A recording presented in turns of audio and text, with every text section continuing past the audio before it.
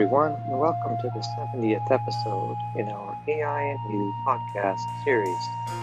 Today is Tuesday, August 17, 2021, and I'm your host, Vikar Saidi.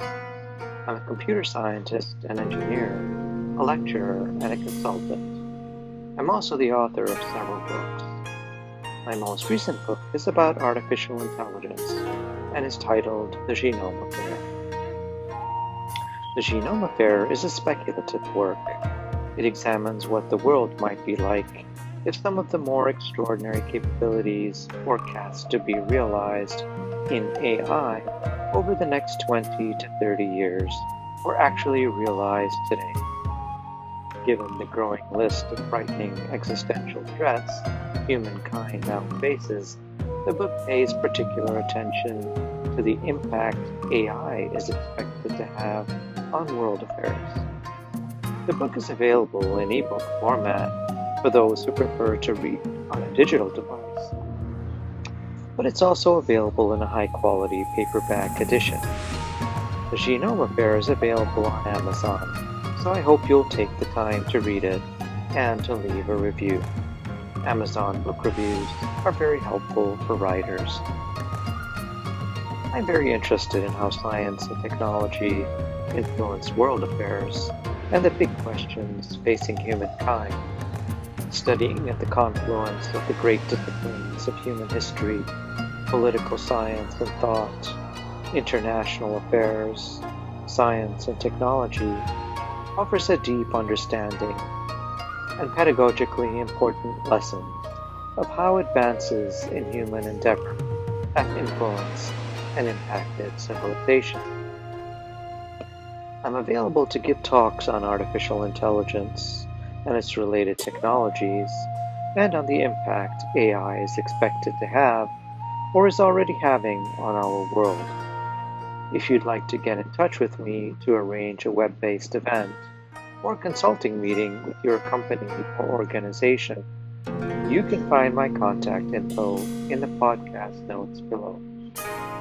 Please make sure to subscribe to my channel, like this video, and share it with others if you find the content valuable. Thank you. And now on to today's podcast. In our last podcast, episode 69, I spoke about trust and fear surrounding AI by providing more insights into the development of regulations at the state and federal levels in the United States and the European Union. In today's podcast, episode 70, I'll speak about democracy, the recent collapse of democracy in Afghanistan, and what the future of governance with AI might look like. Let's get started. As the world watched the horrific series of events unfold in Afghanistan these past few weeks, scenes of terrified men, women, and children fleeing the threat of what they have previously experienced to be a brutal medieval regime, a 20-year experiment to germinate liberal democracy in a Central Asian nation has collapsed before our very eyes. It's an extraordinary episode of failure and recriminations which will continue for some time, but it is not an unexpected outcome, given that democracy, unlike authoritarianism, requires certain conditions to be met before it has even a remote chance of success, let alone of blossoming into a sustainable polity. In fact, democracy is unlikely to take root in any society which lacks these basic conditions. Most critically, these preconditions include a high level of literacy across society, thus enabling the ability to think critically, as well as an awareness of issues. Virtually all societies today have access to information and ideas due to the ubiquity of the internet. Thus, awareness is not a serious problem for those who wish to be well informed. Although in some authoritarian societies, including China, India, Russia, Saudi Arabia, and Turkey, it can still be quite difficult to obtain objective information. But critical thinking remains a serious impediment, primarily as a result of low levels of education and literacy rates across large proportions of the population in the developing world. As a result, the citizens of these communities remain indoctrinated in ancient dogma, and such cultures are simply unfit to nurture a sustainable democracy. Perhaps this is the most important lesson of the West's failed experiment in the graveyard of empires, that is, Afghanistan. Surprisingly, education levels in developed economies seem to have plateaued as well. In the United States today, only 1 in 3 Americans holds a university degree. We might be quick to conclude that the problem is due to the prohibitively high cost of both public and private education in America. But the penetration of university degrees in Western Europe is about the same as that in America, despite policies prevalent in most advanced European states that cover the education expenses for students right through very advanced levels. Thus, we must conclude that there is a natural level to which we can expect education to penetrate a society, and this will inevitably limit that society's ability to think critically. As society and the issues facing it increase in complexity with each passing year, consider, for example, climate change and ecological collapse, the rise of sophisticated Fourth Industrial Revolution technologies, including artificial intelligence, blockchain, biotechnology, Bitcoin, and cryptocurrencies, computing, both quantum and super, data science, and the many issues these malignant technologies enable, including lethal autonomous weapon systems, state surveillance of the society, surveillance capitalism, and human-machine interfaces. This natural limit of education and of critical thinking is proving highly problematic. In the 20th century, a university degree probably prepared most of society for not only a decent standard of living in the modern economy, but it also enabled them to reasonably grasp the issues of the day. The university degree prepared them to effectively engage in a participatory democracy. This is no longer the case, and it may be an important reason why citizens in many Western democracies are increasingly expressing ambivalence towards democracy and its economic sibling, the free market capitalist economy. Today, 70% of Americans, with similar percentages in other leading Western democracies, believe that democracy and capitalism no longer serve society's interests. This is a very dangerous development, perhaps even an existential threat to America's stability, particularly as the levels of income and wealth inequality in the United States are at unprecedented levels for modern times. These are disparities not seen since the dawn of the French Revolution. Having extensively examined the evidence of governance amongst Homo sapiens bands while still nomadic hunter-gatherer communities during the Ice Age, archaeologists and historians agree that Homo sapiens lived according to an informal democratic system. Demos, people, kratos, rule, from the ancient Greek. They did have leaders for their band of 30 to 50 members, sometimes a little larger, but their leaders could not afford to be autocratic or authoritarian, or to stratify their band into classes. This was the case for most of humankind's 250,000-year history, with the exception of the last 12,000 years, the period following the beginning of the agricultural revolution. At that point, humankind was gradually domesticated by wheat and barley in the Euphrates and Tigris river valleys of Mesopotamia. Authoritarian rule was not possible in communities prior to the agricultural revolution, since these bands would simply abandon their leader if they were to behave in some unacceptable manner. Such an abandonment would be dangerous for the leader and existential in its outcome, since the leader would now lose the protection of the band, as well as their collective and diversified skill set, which was so crucial for the survival of the band and each of its members. If a leader still refused to leave following an attempt to marginalize or ostracize them, then they would likely be murdered whilst in their sleep. Thus, the threat of such an existentially threatening outcome served as an effective mechanism to contain authoritarian antisocial behavior by would-be dictators.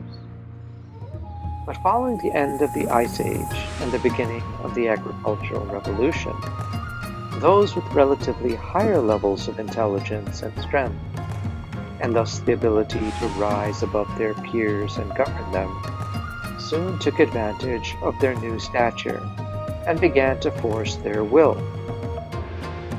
Soon, humankind fell under the authoritarian rule of kings, aristocrats, and priests, who told the society stories or religions in which they claimed the king ruled by the divine right of a particular god or pantheon of gods.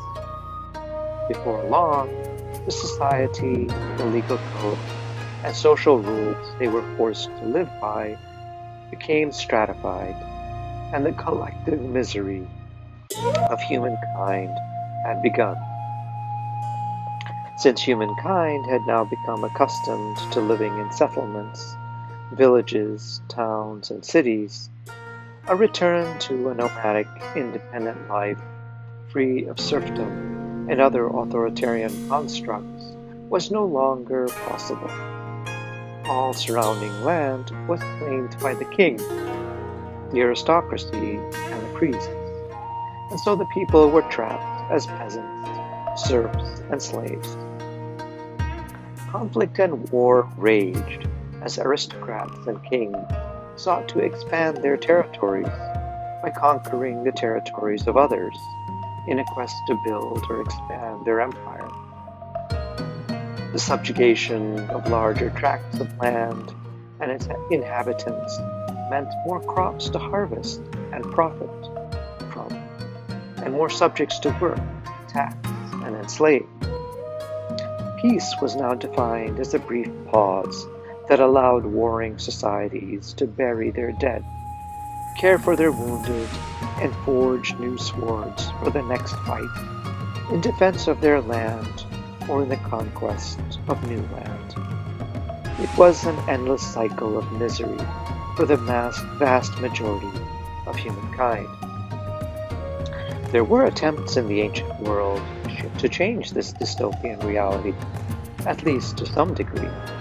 Aegean civilizations, most notably the Athenians in the 5th century BCE, experimented with modalities of government that allowed representation from some segments of society, such as the landed gentry, but slaves, women,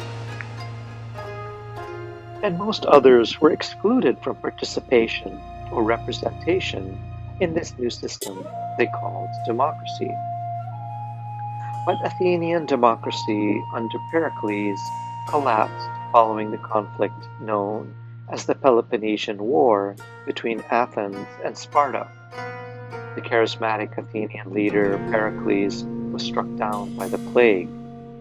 The famous Athenian and father of philosophy, Socrates, was put on trial at the age of 70, in 399 BCE and was found guilty of being against the democratic ideal of the Athenian state. He was subsequently sentenced to death. Socrates was allowed to choose the method of his death, crucifixion or poison by hemlock, and the 70-year-old father of moral philosophy settled for death by poison. Socrates believed that democracy would lead to the rise of demagogues. He and his young disciples, Plato and Xenophon, both wrote extensively about Socrates, otherwise we would not know anything about him, since this ancient Greek father of philosophy chose not to write his thoughts and ideas himself. Also felt that democracy was essentially mob rule. They argued that it wasn't acceptable to make one decision one day and exchange it the next, simply because this was the will of the people. It's what the masses wanted to do. They argued that decisions in matters of state needed to be made according to the moral framework they had been developing, and this framework didn't change or evolve from day to day.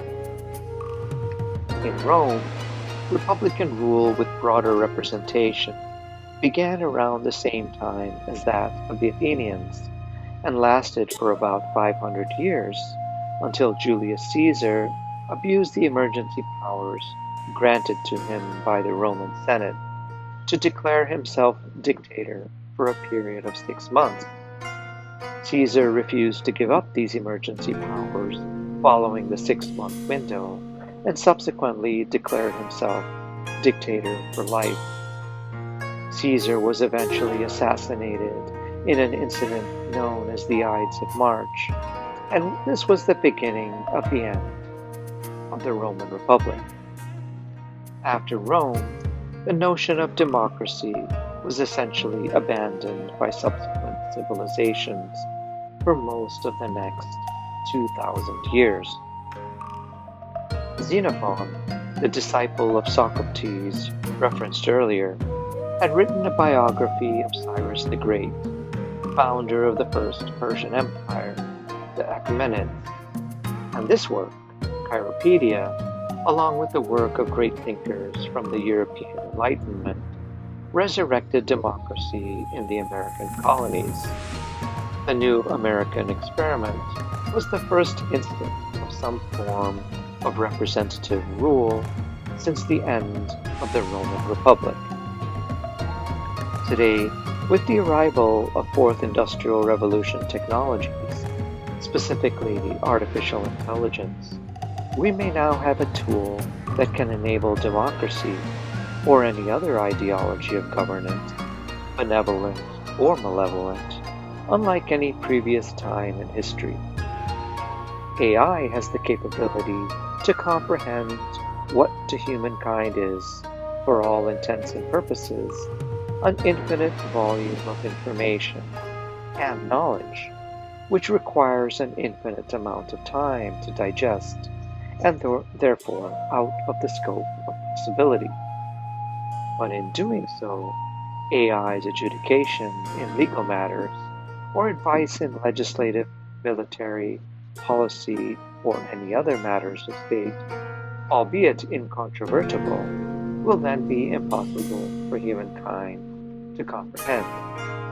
But nevertheless, we will need to defer and trust this AI agent's judgment. This will be terribly unsettling. We can now make the case that since AI is acting in a way that does not have a bias towards any one group versus another, representative democracy is no longer necessary, and society can dispense with so much of the infrastructure of governance, perhaps leaving in place a much smaller, more efficient polity requiring minimal oversight. It's a fascinating notion of what a future with such advanced forms of artificial general or superintelligence-based governance might offer humankind. In summary, though, this is of course just one possible outcome in the use of AI in the realm of governance, amongst many. Dystopian outcomes that pose an existential threat to humankind are equally plausible and give us pause for considerable concern as this powerful technology quietly grows in its abilities, not unlike an invisible, odorless, and toxic cloud slowly descending over society. By the time we recognize its potential, for good and evil, it will be too late. Thank you for spending some time with me. I'm trying to follow the TED Talk format, and so I'm keeping these podcasts under 20 minutes. Let me know what you think. I hope you'll find these insights into artificial intelligence helpful, and I hope you'll read my new book, The Genome Affair. It's on Amazon. Until next time, then, this has been the AI and You podcast with author Vikar Saiti.